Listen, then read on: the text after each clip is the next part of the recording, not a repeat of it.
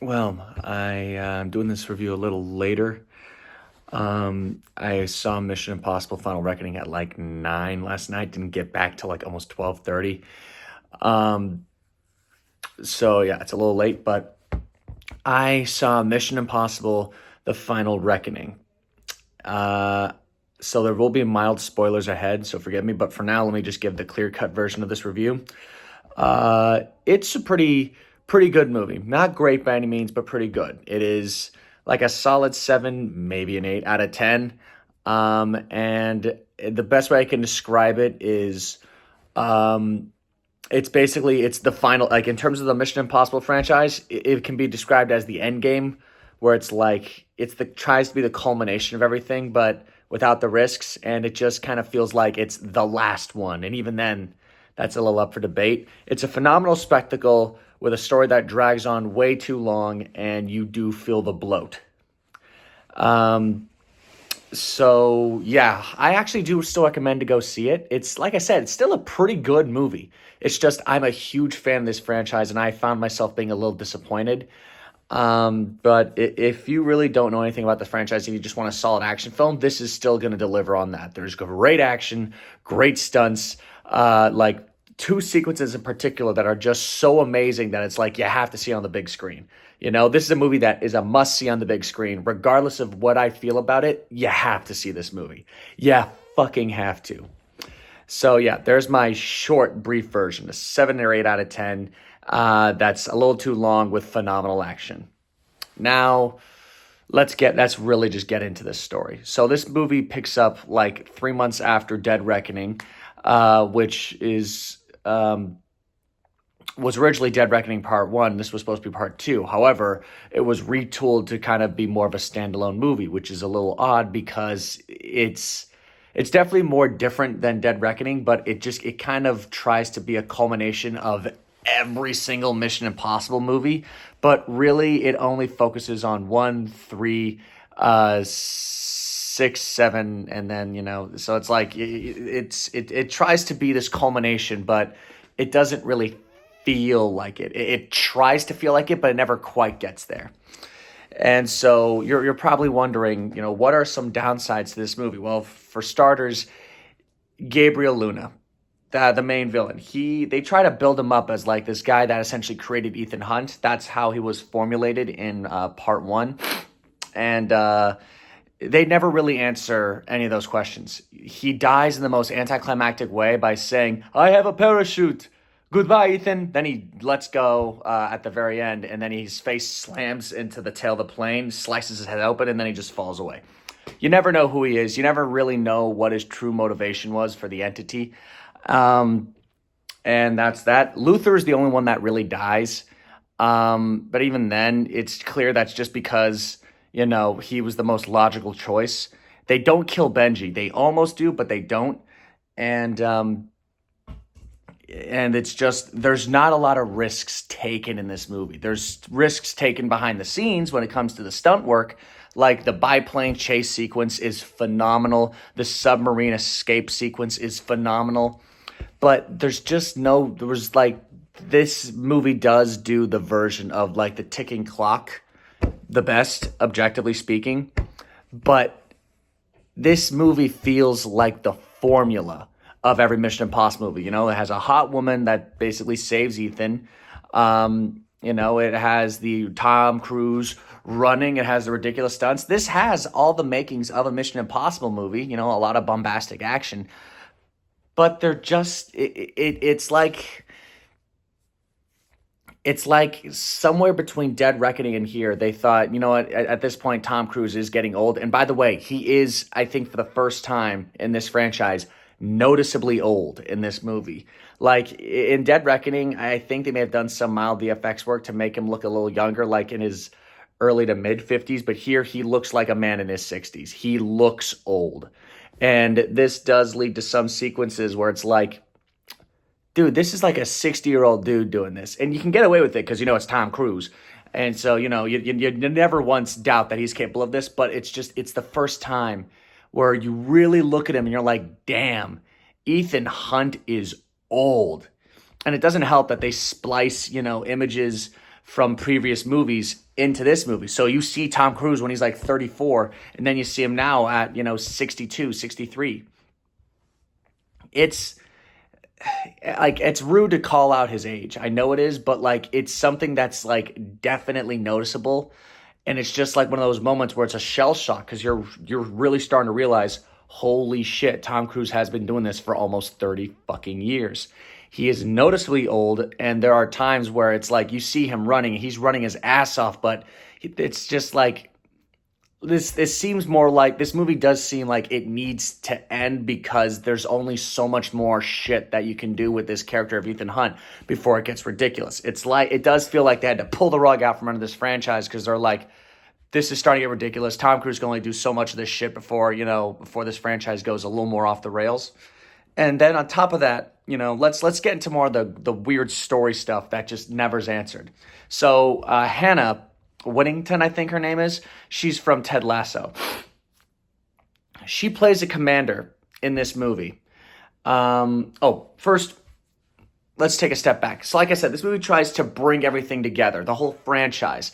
And it does so in some ways that are more clear, other ways that are bullshit, and then other ways that are just kind of like, you never get a conclusion. With Hannah's character, they bring up a date that happened in that basically May 22nd, 1996.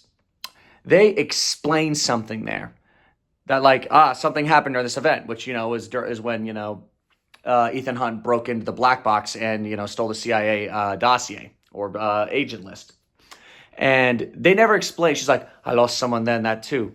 They never explained how is she related to the whole Ethan Hunt scenario. They just don't explain it. And then on top of that, like I said, you have the bullshit thing. Turns out Shea Winham's character from Dead Reckoning is the son of John Voight in Mission Impossible, the first one. And they kind of play with it a little bit, but they never really go that extra step. They never really go that extra mile to make you feel something. It's like they have this nice moment at the end, and it's like, oh, that's nice, but why did we need to know? Why did he need to be the son? Why did you retroactively retcon this character into having him be the son? It makes no sense. It's like, are you fucking kidding me? Oh, and then, of course, you bring back Donald from the first movie, who basically, his entire role was just shitting himself like excessively because they poisoned his coffee and he had to use the restroom. And I did suspect that eventually we would get the whole, hey, he got shipped to Siberia or like shipped to Alaska because he failed to protect the black box dossier, or whatever the hell it was called, the agent list. And it's like, you'd think that it would just be like I call it a J.K. Rowling moment, where essentially in Harry Potter, you have a character that was introduced in like the first book or the second book, and then they just don't bring him back for years. And then it's like, oh, hey, here's a character that we haven't taught, like Grifhook. Grifhook was introduced for like one chapter in Sorcerer's Stone, and then he's brought back in Deathly Hallows like years later, and we're just supposed to expect and remember who he is. It's like, hold on a second. There's like a large gap here. I can't remember all these characters. And not only that, they bring him back, and they make a big deal about bringing him back. And unless you've actually been following this franchise and its lore, it doesn't mean much, no matter how much they cut back to him. And he's not just like a small cameo. He has a substantial role in this movie, a far more substantial role than he had in the first one, which is like it's a double-edged sword. On one hand, great for him, I've always been intrigued by what happened to his character. And, it's nice that he got an Inuit wife and, that he gets to live. Like, he survives the movie. It's great. I love it. I'm glad that he gets that. But there's another thing that they do. They finally bring back in the rabbit's foot from the third movie. And turns out it's not a bioweapon. It was the entity, a computer virus that was eventually evolved into this artificial intelligence. Once again, the mystery box storytelling that J.J. Abrams set up all these years ago was answered by somebody else. And turns out, yeah, it was the entity that they stole all those many years ago, which also kind of doesn't make any sense because it literally says biohazard on it. When you have a computer virus, you don't put biohazard, you put computer hazard. But, it's a way to kind of answer the question, because that was something that was theorized for years. I remember going on message boards on Tumblr, on all these other sites growing up, wondering what the rabbit's foot was, because, they just never explain it. And the fact that they made the entity, I think, is the only logical conclusion to help wrap up this franchise. It's a little bit of a cop-out, but what can you do? And, this movie has so many fucking characters. Seriously, there's like almost 6 congruent stories running along at once. And on top of that, we're supposed to care about all of them. There are new characters, there are old characters, but sometimes the old characters get pushed aside for all the new characters, but you don't feel anything for those new characters, so you keep waiting for the old ones to come back.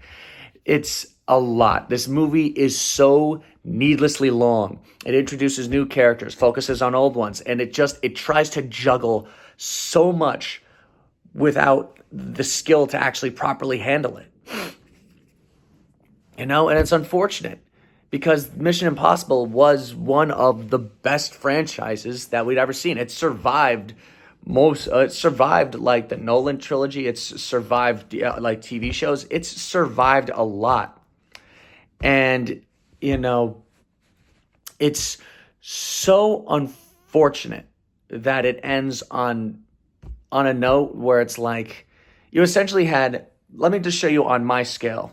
I put Mission Impossible, the first one here, the second one down here, third one back in the level of the first one. Then everything past it, it just got progressively better. You had Ghost Protocol, you had Rogue Nation, you had Fallout. Then you kind of had Dead Reckoning, and now it's just kind of back to where Ghost Protocol is.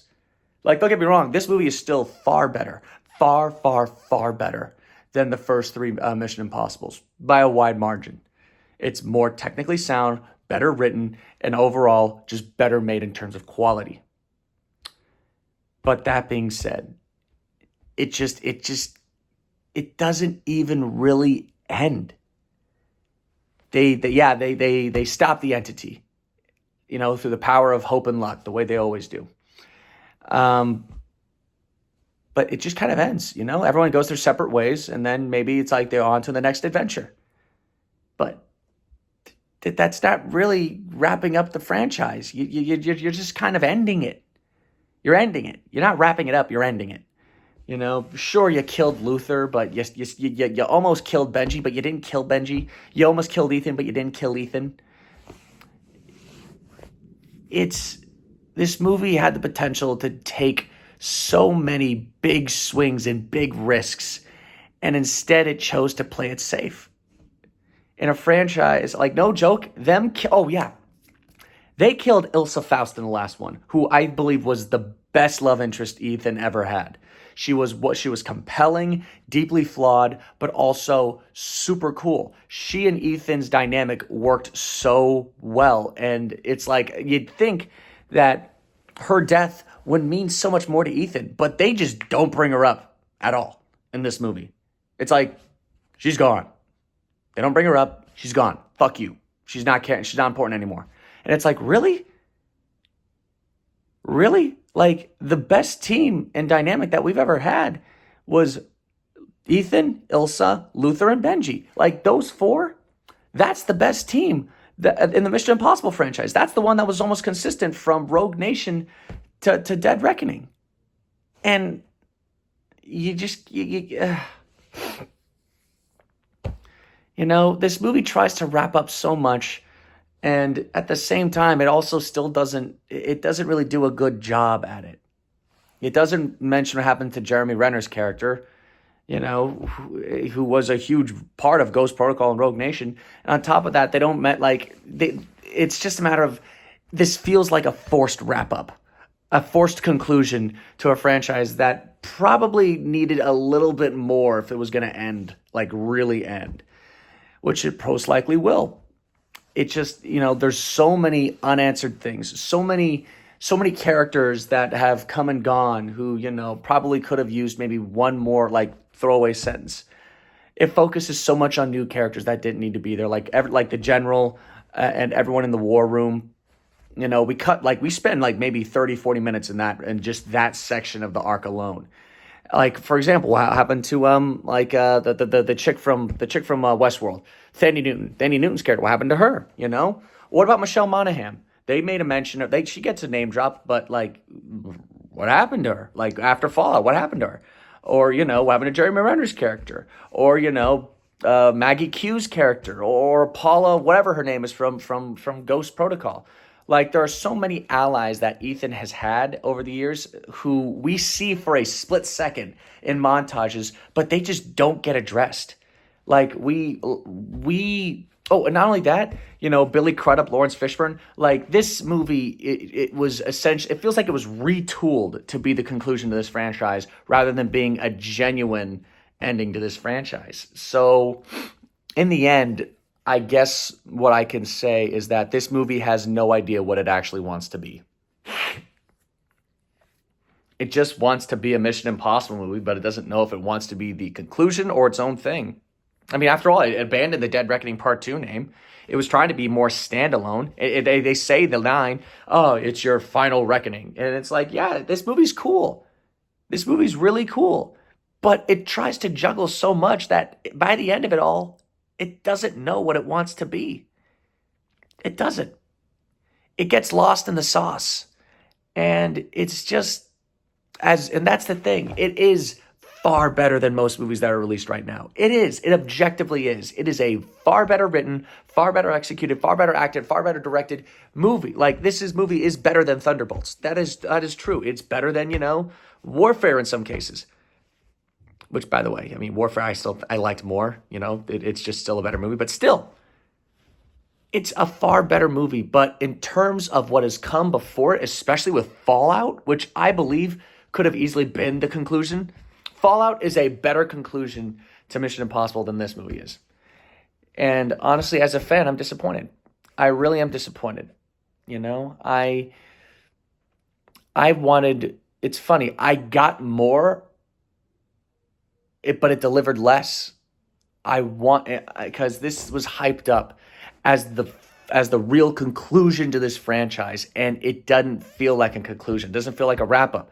It feels like a half-assed attempt at wrapping up a franchise, because this movie had, and that's the thing, this movie does suffer from, they clearly been shooting this for almost like the last 3 or 4 years, because there are scenes, if you really pay attention, there are scenes where if you look at Tom Cruise, you look at Benji, you even look at some of the other characters, you're like, you didn't look like that before.